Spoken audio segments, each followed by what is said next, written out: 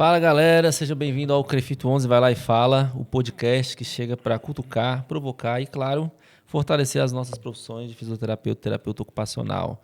Por aqui a gente troca ideias sobre temas relevantes, polêmicos ou não, porque a fisioterapia e a terapia ocupacional precisam estar em pauta. Então, bora falar sobre o que realmente importa. Eu sou o Messias Rodrigues, atual presidente do Crefito 11 e host aqui do nosso podcast. Estou muito bem acompanhado da minha queridíssima da alma conselheira, feminina desse podcast. da alma feminina do podcast, minha conselheira Nara Nara. Matos. Bem-vinda, Oi, gente, Nara. tudo bem? Mais um podcast. O segundo desse ano já? Segundo de ou é o primeiro? 2026. Segundo, né? Segundo de Tô perdida. 2026. Segundo de 2026, com um tema extremamente relevante. Pesado, né? né? Pesado, com um convidado de Pesado. peso aqui. Um convidado de peso, um tema pesado que está pesando muito para todo mundo aí, especialmente 2025 e agora entrando em 2026. E aí vamos conversar com o Dr. Carlos. É isso aí, Carlos Francisco, que é o atual procurador-chefe do Crefito 1. Quem não sabe, Crefito 1 é o Crefito que tem sede na cidade de Recife, Pernambuco, né? E abarca alguns outros estados, por enquanto, né, doutor Carlos? E também é coordenador da Comissão de Defesa das Prerrogativas Profissionais do Conselho Federal, aqui no COFITO, cujo estamos utilizando hoje o estúdio, mais uma vez, para a realização desse podcast. Então, bem-vindo você que está aí. Agradecer ao COFITO por sempre abrir as portas para nós e proporcionar esse podcast aí para isso. E agradecer a audiência, você aí, profissional, cidadão que está nos assistindo, né, e vai desfrutar aí hoje desse grande tema com esse grande convidado que nós temos aqui hoje. Então, é isso, doutor Carlos, quer dar uma palavra inicial aí para o Crefito 11, você que não é da nossa área, é um forasteiro. Saudações pernambucanas. Forasteiro mais ou menos, já tenho vindo muito para cá, vim muito no Crefito 11, inclusive em outras oportunidades que a Nara também se fez presente. Eu agradeço muito ao Crefito 11 e parabéns pela iniciativa do Crefito 11 Vai Lá e Fala, não é isso? Uhum. Esse podcast que eu acompanho. O último que eu acompanhei foi da minha amiga Marisa Patarello, da Brasfide. Isso. E para mim é uma honra estar aqui representando o Crefito 1, como você bem falou, eu sou o chefe da Procuradoria lá, jurídica do Crefito 1. O Crefito 1 tem sede em Recife, mas tem circunscrição em Pernambuco, Paraíba, Alagoas e Rio Grande do Norte ainda. Paraíba já foi desmembrada, está em processo de eleição. Rio Grande do Norte foi desmembrado, mas não tem eleição ainda. Por enquanto, Paraíba e Rio Grande do Norte ainda estão sob a gestão do Crefito 1, mas vão virar Crefitos 21 e 22, respectivamente. E em breve também Alagoas vai virar o Crefito 23, nessa iniciativa do COFITO de desmembrar. É um pleito antigo nosso, que quem ganha com isso é o profissional, é a sociedade. E também representando aqui a Comissão de Prerrogativas de Defesa das Prerrogativas Profissionais de Fisioterapeutas e Terapeutas Ocupacionais do COFITO.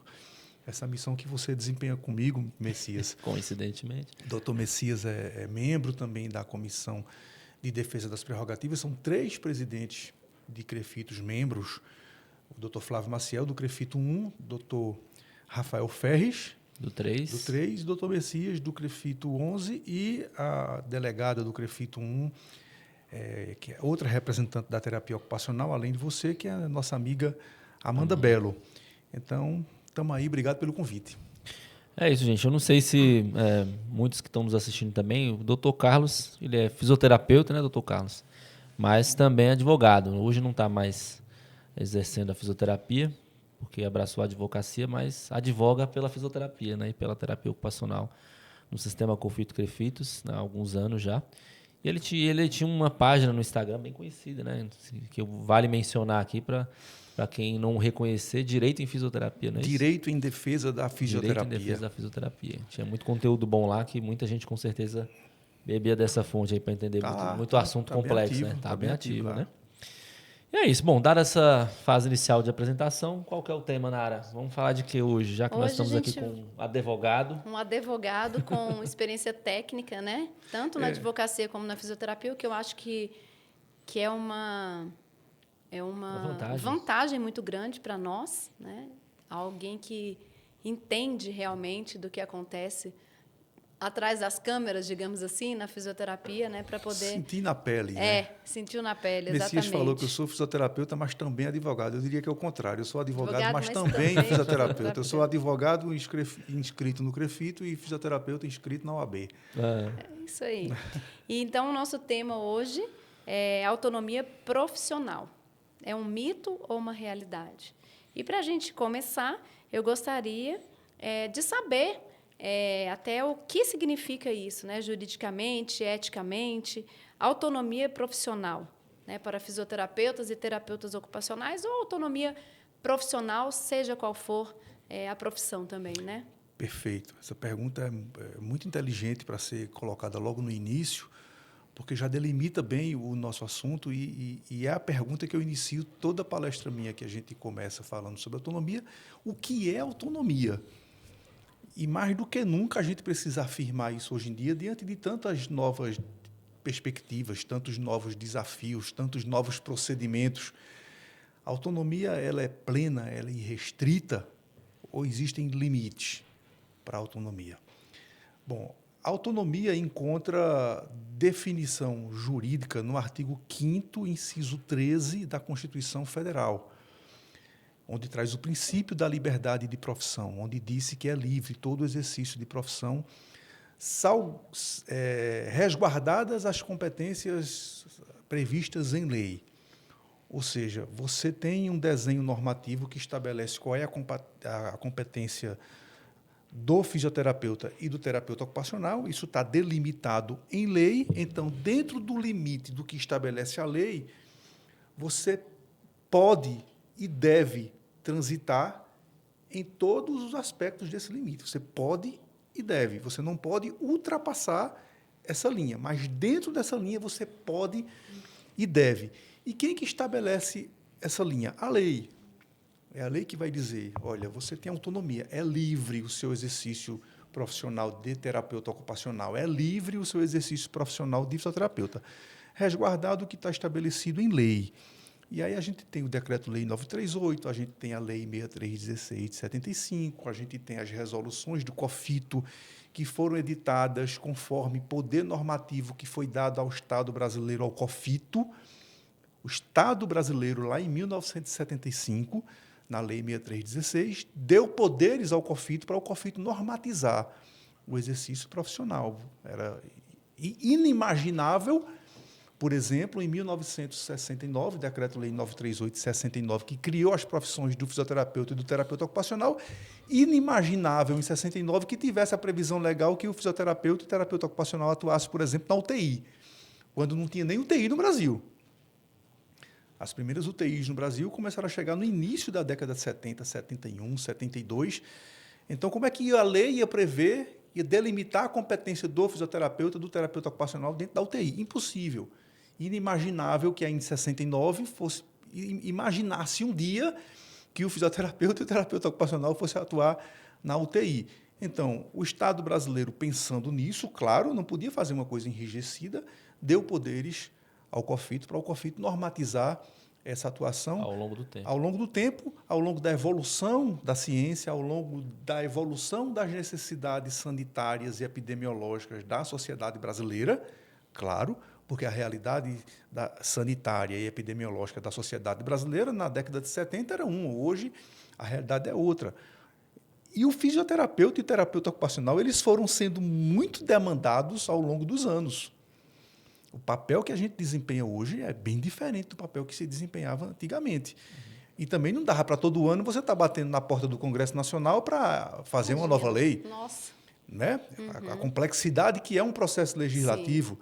Então, o artigo 5º da Lei 6316 de 1975, se eu não me engano, no inciso 2 ou 3, confere ao COFITO o poder normatizar. Claro, dentro dos limites da lei, respeitando o que diz o artigo 3º e o artigo 4º da lei do Decreto-Lei 938, onde estabelece o que são competências privativas do fisioterapeuta e do terapeuta ocupacional no âmbito da reabilitação, da recuperação da saúde funcional.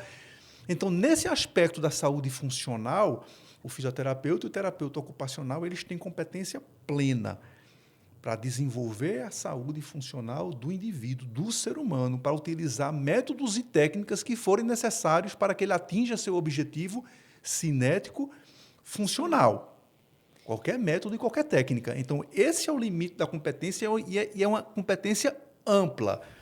Então, da mesma forma que nós temos o direito de circular dentro dos limites do que estabelece a lei, a gente também tem a obrigação de defender, de impedir ingerências que queiram restringir essas competências. E é o que a gente mais observa hoje. Não, sempre. Quando você, no início, Nara, você falou, o tema é pesado, eu anotei aqui peso.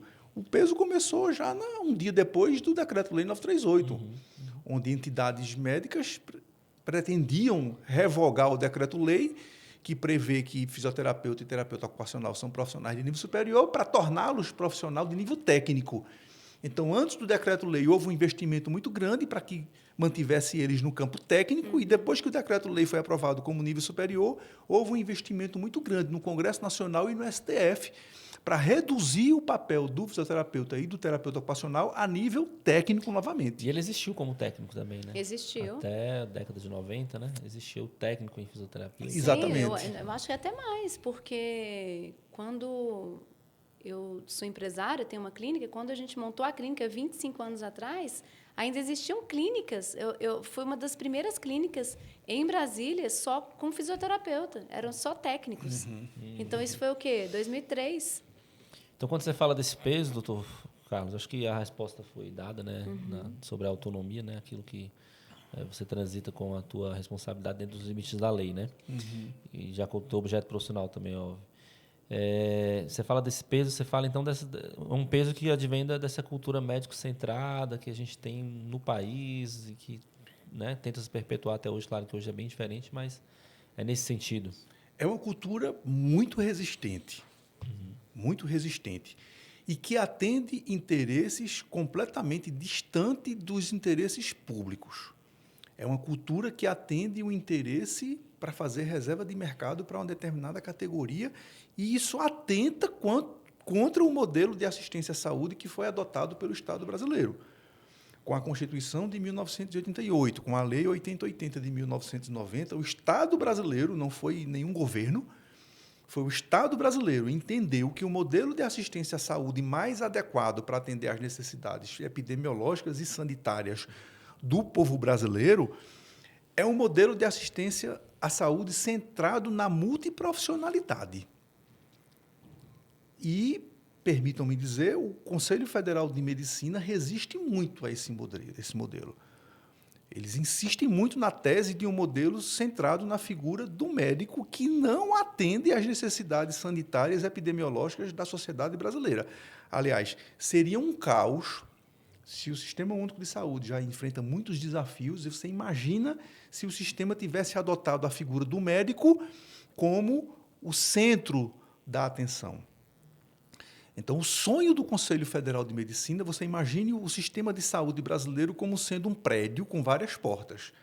O sonho do Conselho Federal de Medicina me parece ser que em cada porta dessa, na entrada, tem um médico com a chave, dizendo quem entra e quem não entra no sistema de saúde brasileiro. Isso é inadmissível. Essa porta, essa regulagem da entrada no sistema de saúde brasileiro deve passar por decisões multiprofissionais, do fisioterapeuta, do terapeuta ocupacional, do fonoaudiólogo, do nutricionista e do médico também, claro. Mas é inadmissível a gente ter um modelo de assistência à saúde com a perspectiva que você tinha no Brasil colonial, que você tinha no Brasil império. Só existia um médico como figura central da assistência e cabia a um médico todas as decisões. Isso é inadmissível em qualquer grande nação do mundo hoje. Por isso que o Estado brasileiro ele escolheu esse modelo de atenção multiprofissional, mas com muita resistência, com muita confusão. A gente está falando aqui de 1969, mas hoje a gente vinha no carro discutindo ações de entidades médicas contra fisioterapeutas, porque fisioterapeuta está fazendo ultrassonografia cinesiológica, por exemplo, porque fisioterapeuta e terapeuta ocupacional está prescrevendo exame complementar. Veja, isso é muito real. Como advogado do CREFITO, eu vejo isso todo dia. Semana passada, a gente conseguiu uma liminar contra uma grande rede de clínicas lá em Pernambuco que se recusava a fazer exames solicitados por fisioterapeutas e por terapeutas ocupacionais. Forçava o paciente a procurar um médico para validar uma coisa que já foi prescrita, solicitada pelo fisioterapeuta e pelo terapeuta ocupacional. Então, isso vai de encontro ao interesse público, isso não atende ao interesse público, isso não conversa com a realidade epidemiológica sanitária do país e, infelizmente, me parece que tem o objetivo único de fazer reserva de mercado para uma determinada categoria profissional. E eu queria saber que o senhor esclarecesse, né, qual que é o papel do Conselho na defesa dessa autonomia. Perfeito. O cerne da questão centra-se no fato de que todas as vezes que você viola a prerrogativa profissional de um fisioterapeuta, de um terapeuta ocupacional, você restringe o acesso do cidadão ao serviço de saúde. Porque quando o fisioterapeuta ele tem uma negativa de um exame por esse laboratório que eu farei, por exemplo, lá em Recife, o fisioterapeuta teve sua prerrogativa violada, é verdade. Mas o cidadão deixou de fazer o exame por conta disso. E o sistema COFITO-CREFITOS ele existe para proteger a sociedade, para garantir que a sociedade tenha acesso amplo, universal e integral a serviços de fisioterapia e terapia ocupacional. Essa é a missão principal do sistema COFITO-CREFITOS, por meio de fiscalização, por meio do processamento ético, mas é um braço do Estado brasileiro que existe para garantir que o cidadão brasileiro ele tem acesso a serviços de fisioterapia e terapia ocupacional adequado, seguro, de qualidade, de forma ampla e restrita e integral. Esse é o papel do sistema COFITO-CREFITOS. Quando aparece um obstáculo para que esse profissional, para que esse cidadão, aliás, ele tenha acesso a esse serviço, é obrigação do COFITO, do sistema COFITO-CREFITOS atuar de forma integral. Claro, para garantir que o cidadão tenha acesso ao serviço de saúde, mas, como segunda via, garantir que a prerrogativa do fisioterapeuta e do terapeuta ocupacional sejam resguardadas. Então, é uma luta corporativa? Também é, mas não é uma luta meramente corporativa como outras entidades fazem. Fazer uma luta corporativa para defender os nossos interesses econômicos de mercado. Não é isso. É uma luta para garantir que o cidadão tenha acesso ao serviço de saúde, conforme preconiza o artigo 196 da Constituição. Agora, se para isso a gente precisar defender com unhas e dentes as prerrogativas profissionais de fisioterapeutas e terapeutas ocupacionais, a gente vai fazer essa defesa com unhas e dentes, em qualquer lugar do Brasil. Onde tiver um fisioterapeuta, um terapeuta ocupacional, precisando da defesa da prerrogativa do seu fazer, da sua atuação profissional, a gente vai fazer, não vai medir esforço para isso. Você falou aí, Carlos, você deu alguns exemplos, né, em relação à negativa de solicitação de exame complementar, enfim, né? Existem vários exemplos, né, em relação à violação de prerrogativas profissionais. Nesse sentido, uma vez eu ouvi um argumento de uma pessoa, porque a gente tem uma situação também que é do país, né, e eu quero saber se você concorda ou não, que muitas operadoras, muitas instituições mantêm essa ideia, né, médico-centrada, para que haja uma proteção também, né, contra fraude, contra corrupção, etc. Então, assim, se só com o pedido médico já acontece muita fraude, vamos dizer, no âmbito da saúde privada, da saúde suplementar, imagina se você abre a prerrogativa para que outros profissionais possam, né, sempre querem prescrever exame, etc. E tal. Isso seria uma janela mais aberta ainda para corrupção, para fraudes, etc. Né? O que você acha desse argumento? Eu vou até complementar, porque você chutou a bola, então agora eu vou ter que também ingressar nesse assunto, né, que já estava aqui. Porque se a lei é suprema, é uma dúvida que eu tenho particularmente, talvez os ouvintes também, né? Se a lei é suprema, os contratos que nós, fisioterapeutas, terapeutas ocupacionais, assinamos com as operadoras para prestação de serviço, eles podem ter cláusulas que são contra a lei, porque é o que o Messias falou. Hoje, é uma exigência de parte quase que total dos planos que tem que ter um pedido médico para exercer. E aí? Eu vou ser bem direto e bem curto, e como a gente chama no Nordeste, curto e grosso. Isso é desculpa esfarrapada. Você dizer que você vai dificultar o acesso do cidadão, aliás, nesse caso, a melhor denominação é consumidor. Você vai dificultar o acesso do consumidor ao serviço de plano de saúde que está contratado sob a justificativa de que é melhor que seja só médico prescrevendo, porque se todo mundo prescrever vai ter mais fraudes. Isso é desculpa esfarrapada. Se você pegar o processo legislativo que deu origem à Lei 9656 de 1998, que é a Lei dos Planos de Saúde, eu estou falando de uma lei de 1998, Lei 9656 de 1998. Essa lei ela foi escrita por entidades médicas e pelas operadoras de plano de saúde. Tá? Hoje, o fisioterapeuta e o terapeuta ocupacional, o desenho normativo que regulamenta essas profissões garante que esses profissionais eles podem formular seus diagnósticos, prescrever tratamentos, solicitar exames complementares. Ninguém discute isso mais hoje. Isso é decisão, inclusive, importante do STJ. Então, fisioterapeuta e terapeuta ocupacional são profissionais competentes do ponto de vista técnico e habilitados do ponto de vista legal para formular seus diagnósticos, prescrever tratamento e solicitar exames complementares. Ninguém discute isso. No entanto, no âmbito da saúde suplementar, permanece o que eu chamo de uma anomalia jurídica. Isso é real, isso é vigente. A lei dos planos de saúde, ela não proíbe fisioterapeutas e terapeutas ocupacionais de diagnosticarem, prescreverem tratamentos e solicitarem exames. Não proíbe. Mas tem um dispositivo, que é onde trava, Nara, que explica a sua pergunta quando você diz como é que um contrato se sobrepõe à lei. É preciso entender bem isso. Tem um dispositivo da lei dos planos de saúde que praticamente diz o seguinte, olha, fisioterapeutas e terapeutas ocupacionais até podem solicitar os procedimentos que estão listados no rol da ANS, entre os quais fisioterapia e terapia ocupacional. No entanto, as operadoras de plano de saúde só são obrigadas a autorizar esses procedimentos se eles forem prescritos por médicos.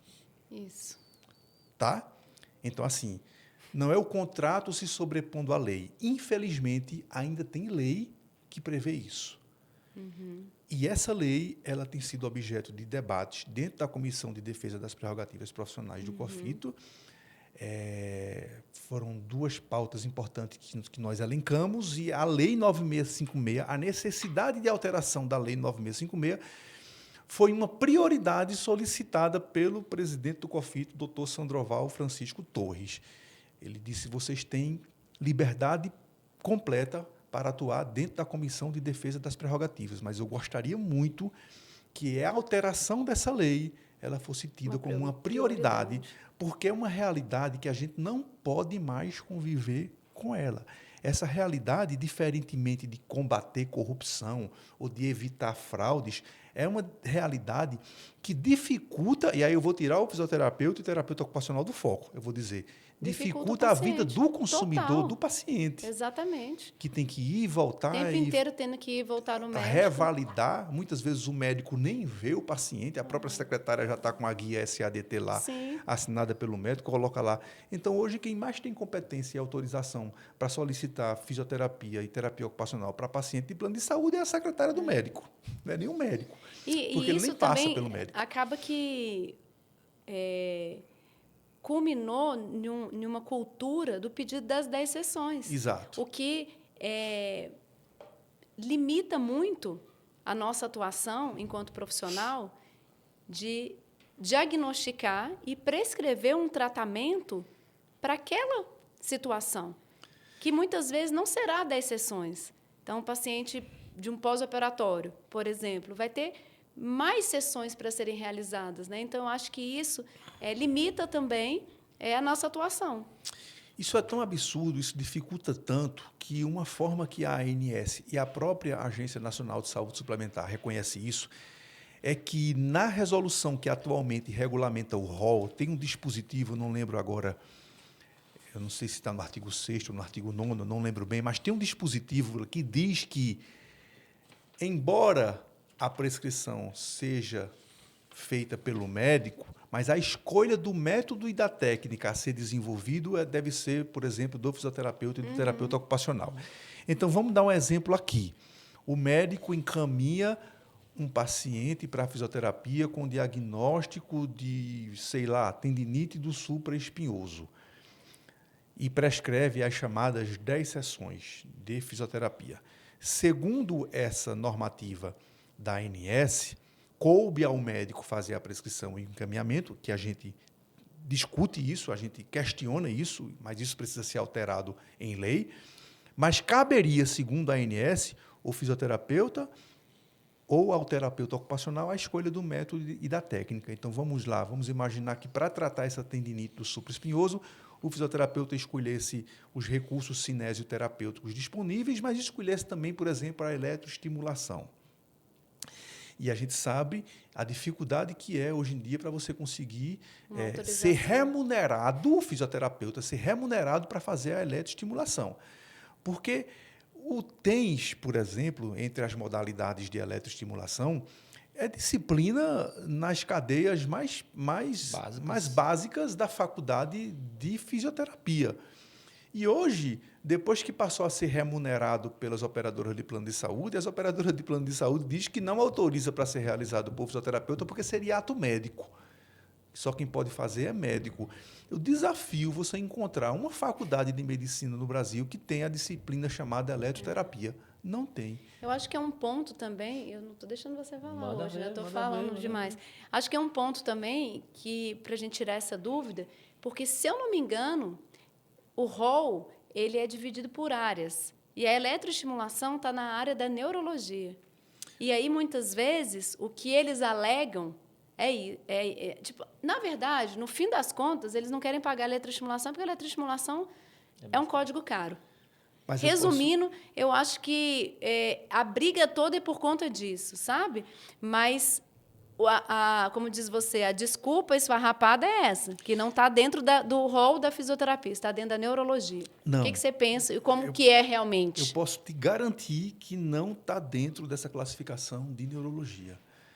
A eletroestimulação, ou estimulação elétrica transcutânea, é a terminologia unificada da saúde suplementar que dá essa denominação. Estimulação elétrica transcutânea tem um código TUS, que é o 31602185. Esse código ele está dentro de uma classificação, agora que eu estou tentando me lembrar, mas eu acho que tem a ver com recursos terapêuticos, é algo mais amplo. E o que é que a medicina, o que é que as operadoras de plano de saúde costumam dizer? Que esses procedimentos não são autorizados para fisioterapeutas porque eles estão dentro de uma classificação da CBHPM, que é uma tabela de parâmetro remuneratório para procedimentos médicos, que dentro da CBHPM ele está dentro de uma classificação de neurologia ou de eu falei errado, é dentro da CBHPM, não é tá dentro do rol. Veja, CBHPM, veja que é um bando de desculpa, né? CBHPM é uma coisa, TUS é outra. E o rol é outra. Chegou a um determinado momento que a ANS, a Regulamentação da Saúde Suplementar, decidiu adotar uma terminologia unificada.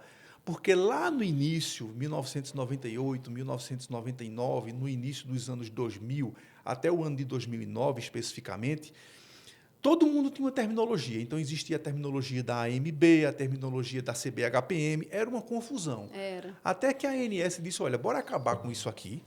A partir de hoje, não existe mais CBHPM para saúde suplementar. CBHPM pode existir para o médico. Não existe mais a AMB. Nós vamos chamar aqui tudo dentro de TUS, Terminologia Unificada da Saúde Suplementar. Dentro dessa terminologia, é claro, como já existiam tabelas que eram usadas há muito tempo, foram utilizadas terminologias da CBHPM e da AMB, coloca tudo aqui dentro da TUS e dentro desse universo de procedimentos que estão dentro da TUS, a gente vai escolher alguns para virar o rol. Isso. Então, o rol é uma listagem menor, a TUS é uma listagem maior, mas está tudo dentro de uma terminologia unificada da saúde suplementar.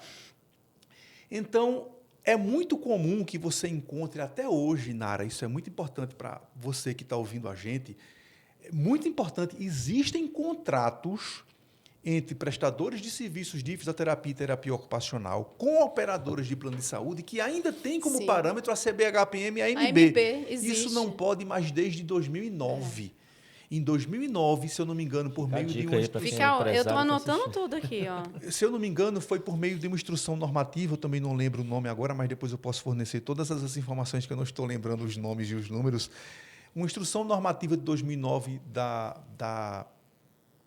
ANS, e me parece que também, eu tenho certeza que dentro da resolução 465 de 2022 da ANS, que eu acho que essa resolução que atualmente regula o rol, se ela foi atualizada, eu posso conferir depois, mas dentro da resolução da ANS que regulamenta o rol da ANS, está claro que não é permitido você contratualizar com quem quer que seja utilizando outra terminologia que não seja a terminologia unificada da saúde suplementar, ou seja, a TUS. Então, essa desculpa de que a gente não vai autorizar o procedimento de eletro porque ele está dentro da CBHPM classificado como procedimentos neurológicos. Mas, meu amigo, você não pode nem estar usando a CBHPM. Não pode nem estar usando, exatamente. É isso que o não pode, quem está negociando tem que falar? São duas desculpas esfarrapadas. Primeiro, você não poderia estar usando a CBHPM. E segundo, CBHPM é parâmetro de remuneração para médico. Parâmetro de remuneração para fisioterapia e terapia ocupacional, nós temos os nossos parâmetros remuneratórios. Parâmetros, só balizadores. Mas a terminologia que deve ser usada é a terminologia unificada da saúde suplementar. E em nenhum lugar, eu posso te garantir, a estimulação elétrica transcutânea, código 31602185, está dentro de qualquer classificação neurológica ou que só pode ser médico que pode fazer. Isso é, para fechar a resposta, isso é desculpa esfarrapada. Agora, aproveitando e problematizando até um pouco mais, e trazendo também para nós aqui, né, conselho, existe a possibilidade, por exemplo, dos procedimentos de fisioterapia, terapia ocupacional, né, a lista de procedimentos, a CBHPM. Não, tem a nossa. Como é que é? O referencial CBDF, né? O referencial brasileiro de procedimentos. A classificação brasileira de diagnóstico do terapeuta. Isso, estamos atualizando a nomenclatura, eu sou ruim também com o número. Tem correlações. Se tem correlação com essa atualização das tabelas de código TUS, por exemplo, ou se não. Se há importância nisso, né? A gente atualiza aqui para que isso balize a atualização de lá. Tem relação isso? É muito importante, e o COFITO está fazendo isso, que existam comissões ou GTs dentro do COFITO parametrizar que estabeleçam relações dentro da ANS. Então, o COFITO tem participações importantes hoje dentro de estruturas... do controle social. Da ANS, não, da própria ANS, como, por exemplo, a COPIS, a CATEC, infelizmente a CATEC acabou, que era uma Câmara Técnica de Contratualização, mas acabou por pressão das operadoras de plano de saúde. Mas existem estruturas hoje dentro da ANS onde o COFITO está bem situado dentro dessas estruturas, que é para a gente estar discutindo isso, discutindo essa terminologia, discutindo como é que a nossa terminologia conversa com a terminologia da ANS e, acima de tudo, também para discutir esses modelos de remuneração, esse modelo que a gente está discutindo aqui, de código, isso está ultrapassado, de sessões, a gente precisa rediscutir esses modelos, e é muito importante que o COFITO esteja muito firme, muito forte. E pacote de sessão também. Pacote, a Sul-América, né? A Sul-América criou uma coisa chamada pacote, que é dentro da assistência domiciliar. Dentro da assistência domiciliar, a gente conversou no último podcast, é basicamente a forma de remuneração do home care, né? Um pacote. Agora, puxando para o lado do profissional, né, e das empresas de fisioterapia e terapia ocupacional, a realidade é diferente a prática é diferente da teoria, muitas vezes, né? Então, como que nós devemos nos posicionar perante a contratos que muitas vezes estão defasados, né? Por exemplo, com uma tabela que não poderia estar sendo usada, com uma cláusula que talvez infrinja a nossa autonomia. Como se posicionar? Porque o que eu vejo atualmente é uma dificuldade muito grande da gente conseguir algum resultado pelo tamanho, pelo nosso tamanho, pelo tamanho da profissão, pela questão de ser do CRM ainda estar muito presente nessa defesa da cultura médico-centrada, né? Eu entendo que isso passa por dois caminhos, classificando de forma muito genérica, dois caminhos principais. O primeiro caminho passa por uma atuação forte do sistema COFITO-CREFITOS para mudar essa realidade da prescrição dentro da saúde suplementar. Esse, para mim, é um gargalo importante, e no dia que a gente conseguir mudar a lei 9656 de 98, para permitir, na prática, objetivamente, que um fisioterapeuta, um terapeuta ocupacional, pegue uma guia SADT, assine e a operadora seja obrigada a autorizar, no dia que isso acontecer, eu acho que já dá uma mudada grande no panorama. Então, é preciso uma atuação forte do sistema COFITO e CREFITOS, mas, claro, envolvendo a sociedade, envolvendo associações, as universidades, né? O meio acadêmico. Sim. Então, acho importante isso. Para mim, esse é um ponto central que a gente precisa enfrentar. O outro ponto, quando você fala nas dificuldades de negociações, no que diz respeito aos contratos com as operadoras de plano de saúde, aí as associações estaduais de empresas de fisioterapia e terapia ocupacional desempenham um papel muito importante, porque acaba sendo quem vai ter mais legitimidade para tratar dessas questões contratuais. Porque legitimidade para tratar do contrato, só quem vai ter são as partes. Sim. Mas a associação, se a empresa está vinculada a uma associação, ela vai ter acesso a informações, ela vai ter acesso a um apoio jurídico, ela vai ter acesso a muitas informações que vão subsidiar as ações delas dentro daquele contrato com a operadora de plano de saúde. Então, isso é negociação, Nara, e é o mercado que vai se regulando, porque a gente teve um marco regulatório muito importante lá em 2000 a Lei 13.003 de 2014, a Lei 13.003 de 2014, que promoveu alterações na Lei 9656. Para você ter uma ideia, foi a partir de 2014 que os contratos entre prestadores de serviços e operadoras de plano de saúde se tornaram obrigatoriamente escritos. Pensa. 2014. Gente do céu, vocês estão escutando isso? Há 12 anos. Antes disso, era muito comum a gente ter contratos entre clínicas e operadoras verbais, contratos verbais, onde você mandava a produção, eles faziam auditoria, assinavam, mandavam um cheque para você. Era assim que funcionava. Em 2014, o Estado brasileiro veio e disse, olha, bora acabar com essa confusão aqui. A partir de hoje, o contrato tem que ser escrito. E o Estado foi além. O Estado disse, além disso, eu vou dizer para vocês quais são as cláusulas que tem que ter nesse contrato. As regras desse contrato. As regras desse contrato. Isso foi uma gritaria, as operadoras falaram que isso era uma intervenção exagerada do Estado nas relações privadas, foi uma confusão danada. Mas o que as operadoras queriam, o sonho das operadoras era que a ANS se mantivesse distante dessa relação, que o Estado se mantivesse dessa relação, mas foi necessária a intervenção estatal, porque essa fragilidade de uma relação contratual verbal, sem cláusulas bem descritas, fragilizava a assistência que estava sendo prestada ao consumidor. Então, o Estado não veio para proteger o prestador, ele veio para proteger o consumidor, que no meio da confusão entre operadoras de plano de saúde e os prestadores, ele é que sofria. Então, o Estado veio e regulamentou. Então, um parâmetro que nós temos a Lei 9656, que todo dono de clínica de fisioterapia, de terapia ocupacional, tem que saber. A Lei 96... Escute aí, pessoal. Lei 9656, Lei 13.003...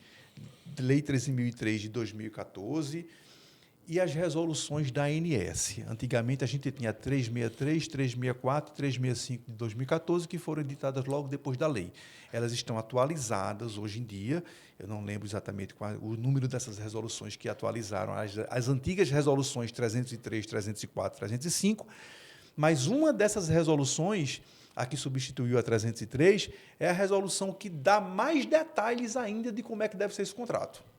Então, a lei traz mais ou menos as cláusulas gerais de como deveria ser esse contrato, e aí vem uma resolução da ANS dizendo assim, olha, o contrato tem que ser assim, assim, assim, e traz vedações importantes para as operadoras. E uma das vedações é proibido às operadoras de plano de saúde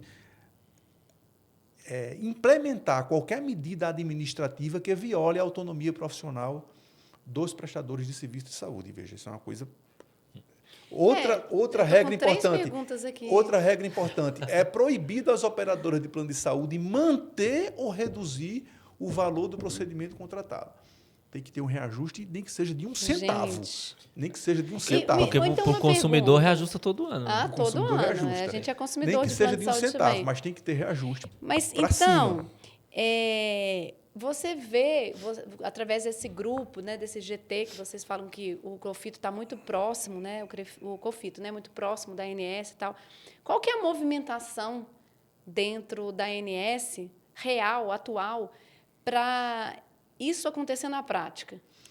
Veja bem, em 2018 foi criada uma coisa chamada Câmara Técnica de Contratualização, chamada CATEC. Na época, eu era advogado da FENAFISIO e a gente participou ativamente para que a FENAFISIO fizesse parte dessa Câmara Técnica de Contratualização e até cobrando antes da criação da CATEC. Foi bem interessante. 1 mês antes da criação da CATEC, a FENAFISIO esteve na ANS, eu estive lá, cobrando que fosse criada uma Câmara Técnica de Contratualização, que é uma previsão da Lei 13.003. 1 mês depois, foi criada a CATEC e a FENAFISIO foi incluída como membro dessa Câmara Técnica. Essa Câmara Técnica, o objetivo principal dela era regular essas relações contratuais. Qual foi o destino da Câmara Técnica? Acabou. Essa Câmara Técnica funcionou em 2018, 2019, acho que até 2020, 2021. E acabou junto com a pandemia. Não, acabou por pressão das operadoras mesmo. Pressão das operadoras, diretores que cederam também, porque a gente precisa acabar com essa cultura de que todo diretor da ANS que é indicado pelo governo, depois ele vira empregado de plano de saúde. Então, ele passa ali para ser diretor da ANS, para constar no currículo dele, para depois ele arrumar um emprego bom na operadora de plano de saúde. Isso é cultural. Me parece que agora o atual diretor da ANS é que não tem vínculo nenhum com as operadoras de plano de saúde, é um cara da política, eu acho que foi uma indicação acertada, correta, mas a CATEC acabou. Então, Nara, respondendo sua pergunta, o cenário é muito ruim, tá? O cenário é muito ruim para você tratar das questões contratuais. As questões contratuais voltaram a um patamar que era o patamar de sonho das operadoras. Isso aí, contrato entre operadora e prestador, é problema da operadora e do prestador. A ANS não tem que se meter. Virou. Quem quiser aceita, Aí né? eu acho que aí é onde as associações ganham força. Sim. As associações de empresas de fisioterapia e terapia ocupacional estaduais, que algumas estão vinculadas à FENAFISIO, elas ganham muita força porque dá subsídio para o associado, para ele saber como é que negocia, para ele saber identificar como é que ele pede um reajuste, para ele saber identificar que tem uma cláusula abusiva. É por aí. É a união, né? Capacitar. E onde é as que entra o empresas sistema de- COFITO-CREFITO, além da intervenção junto à ANS para mudar a lei?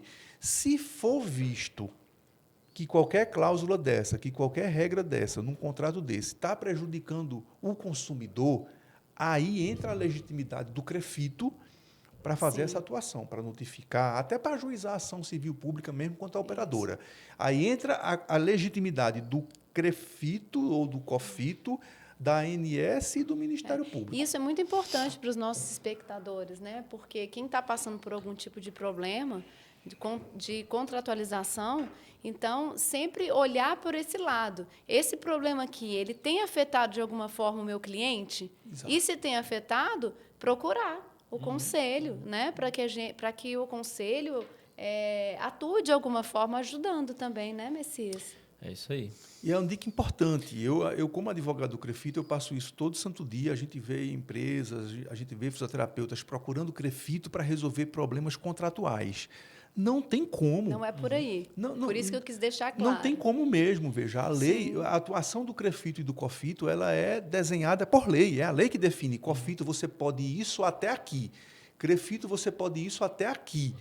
Se o CREFITO mandar um ofício para uma operadora de plano de saúde reclamando que está havendo um problema no contrato entre a clínica do Dr. Messias e a operadora de plano de saúde X, a operadora de plano de saúde vai dizer, olha, CREFITO, você não tem nada a ver com isso. Fica na tua, que aqui é uma relação minha com o doutor Messias, e ainda pode ameaçar o CREFITO, dizer assim, você está atuando em interesse particular, está defendendo interesse particular.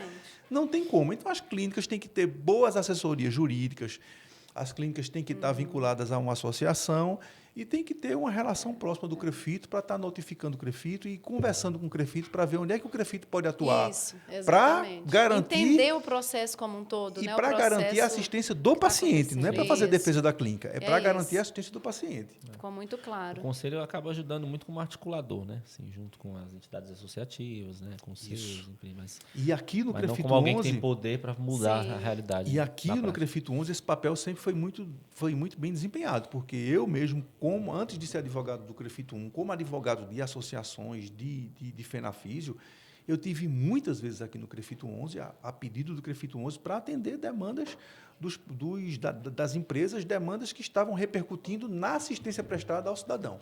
Fiz muito isso aqui no CREFITO 11. E a gente agradece.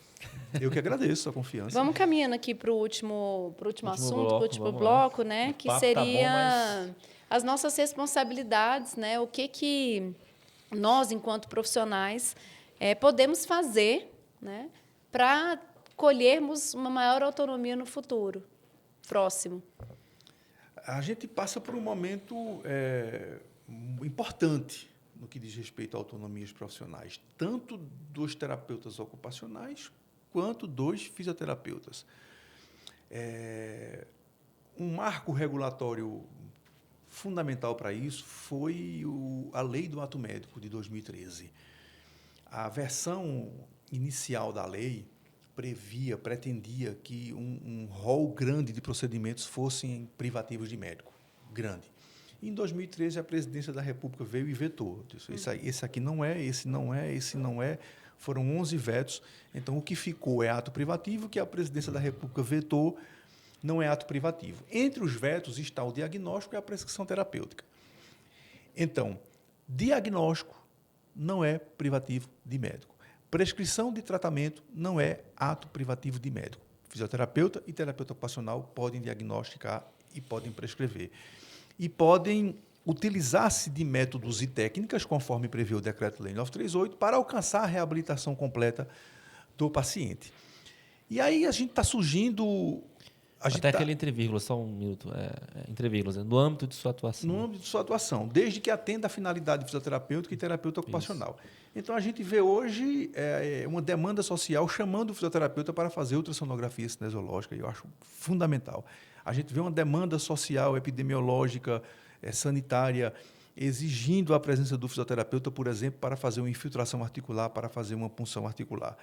Olha, diante do cenário, para a gente ter as nossas prerrogativas preservadas e até a gente consolidar outras prerrogativas para que fisioterapeutas e terapeutas ocupacionais atuem de forma mais forte dentro do sistema de saúde brasileiro, é importante, acima de tudo, a boa formação.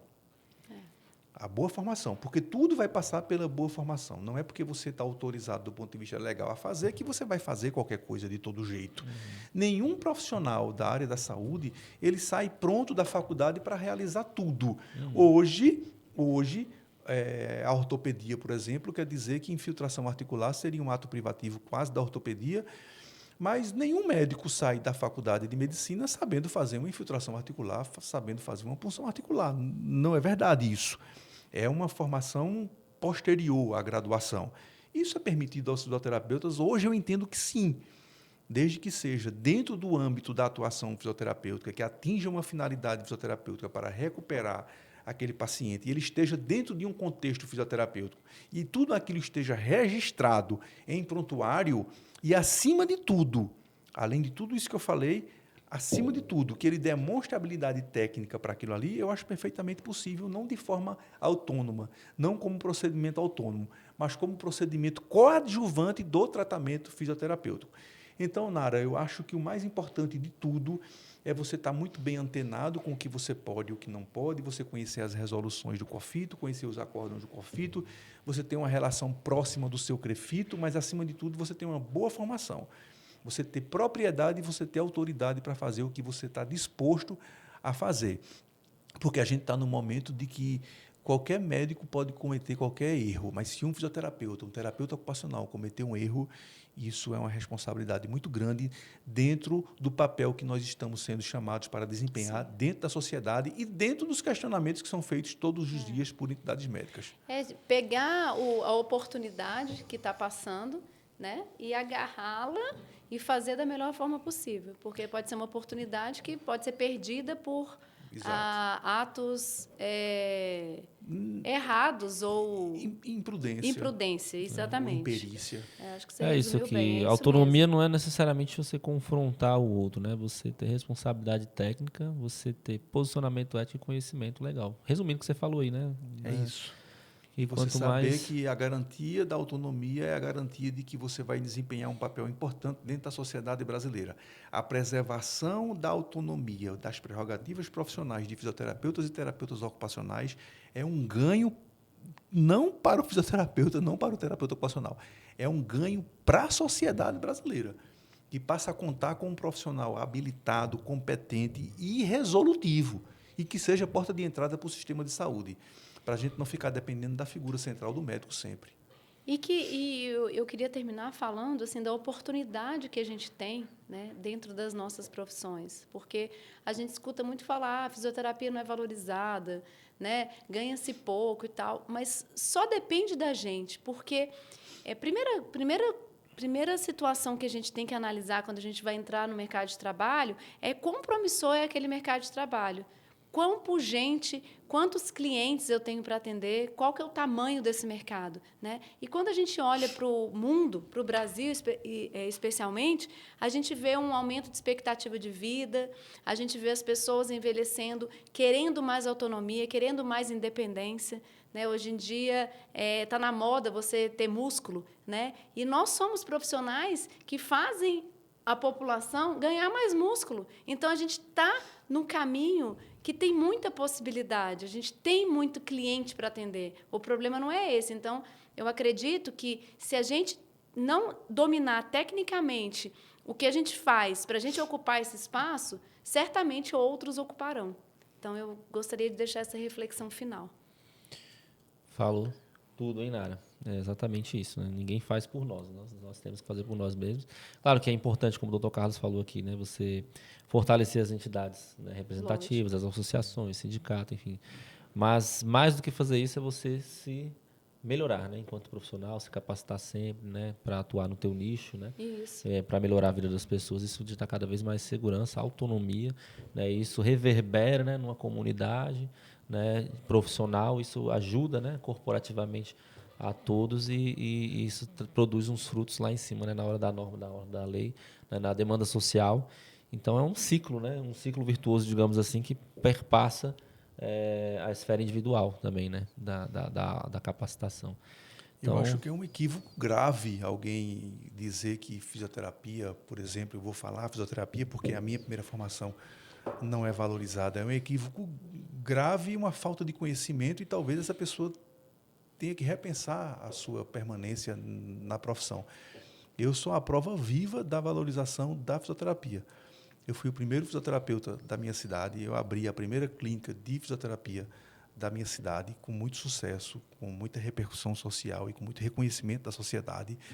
Depois eu virei advogado em razão das demandas da fisioterapia, por conta de contratualizações com operadoras de plano de saúde. Eu queria entender melhor isso e virei advogado por conta disso. Eu não virei advogado para atender na área criminal, eu não virei advogado para atender na área previdenciária. Eu virei advogado para fazer defesa de prerrogativas profissionais, inicialmente de fisioterapeutas, depois de terapeutas ocupacionais. Então, eu posso garantir que são profissões muito valorizadas e que têm um papel muito importante dentro da sociedade brasileira. E como fisioterapeuta e como advogado da fisioterapia, da terapia ocupacional, eu reconheço isso e empreendo esforços todos os dias para que essas prerrogativas elas sejam preservadas, garantidas, como forma da sociedade ter acesso a serviços de fisioterapia adequados, seguros e de qualidade. Muito bem. Agradecemos demais aí o seu... Foi excelente, muito esclarecedor. Foi uma boa de uma aula, né, Nara? Foi uma aula. Eu mesmo saí com várias anotações e dever de casa. Quem estiver assistindo aí, que for professor, tem que botar essa aula para os seus alunos assistirem, porque isso é um entendimento que muita gente não tem, né? Às vezes as pessoas pensam que a coisa cai do céu, que a coisa se constrói sozinha, né? É com muito esforço de muitas pessoas, né? Para lutar em prol das melhorias, mas de entender também esses caminhos para saber lutar, né? Porque uma coisa é você querer cobrar de alguém uma resposta ou uma solução mágica, uma coisa é você entender que o buraco é mais embaixo, a situação é complexa, se capacitar e contribuir nesse cenário, né? Exatamente. Então foi muito bom esse papo. É uma pena que a gente tem que encerrar, porque né, se a gente alongar demais também. Mas eu acho que foi bem as completo. métricas Eu acho que a gente digitais conseguiu dizem que passar. a galera não assiste, né? Então. Exatamente. Mas acho que foi muito completo. Eu acho que também a gente não pode ser prolixo, né? Então acho que a gente conseguiu. Eu consegui, assim, fazer as perguntas que eu gostaria. Você também, né, Messias? Apesar que eu falei demais hoje. Não, mas isso aqui Mas é isso, pessoal. Curtiu? Curtiu, é isso esse aí. papo de hoje? Então, nos siga nas redes sociais. Compartilha com os amigos. Em breve teremos outro podcast. Mais episódio aqui no podcast Vai Lá e Fala. A gente acredita que falar é o primeiro passo para transformar. Para transformar. Até a próxima. Até a próxima. Obrigado, doutor Carlos. Até a próxima. Obrigado. Valeu, pessoal. Muito bom. E aí, foi bom? Foi Gostaram? ótimo, vixe. Obrigado pelo convite. Fiquei Eu muito adorei. feliz.